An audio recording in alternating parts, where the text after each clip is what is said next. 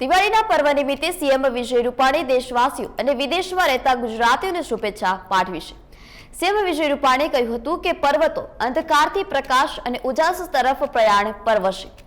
અંતર્મનના તિમિર દૂર કરી સુખ સમૃદ્ધિ વિકાસ તેજ અને આ બધા જ પ્રત્યેક ગુજરાતીના જીવનમાં આ પર્વ પ્રગટાવશે। જ્યારે આ કામના હું હૃદયપૂર્વક તમારી સમક્ષ કે હારશે કોરોના જીતશે ગુજરાત આવા ચરિતાર્થ પણ કર્યા હતા। ગુજરાત ભાઈ અને વિદેશ અને અન્ય પ્રાંતમાં વસતા ગુજરાતી પરિવારોને દીપાવલીના પર્વ અને વિક્રમ સંવતના દિવસની ખૂબ ખૂબ શુભકામનાઓ પાઠવું।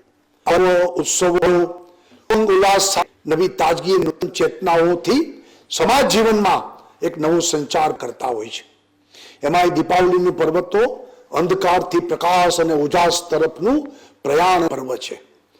અંતર્મનના તિમિર દૂર કરી સુખ સમૃદ્ધિ વિકાસના ઓજ અને તેજ પ્રત્યેક ગુજરાતીઓ પ્રત્યેક નાગરિકોના જીવનમાં આપણે સૌ પ્રગટાવીએ અને આપ સૌને એની મંગલ કામનાઓ પાઠવું છું। ભાઈઓ બહેનો, નવું વર્ષ આપણા સૌ માટે ખૂબ સુખ સમૃદ્ધિ વાળું નીવડે તેવી શુભકામના આપું છું।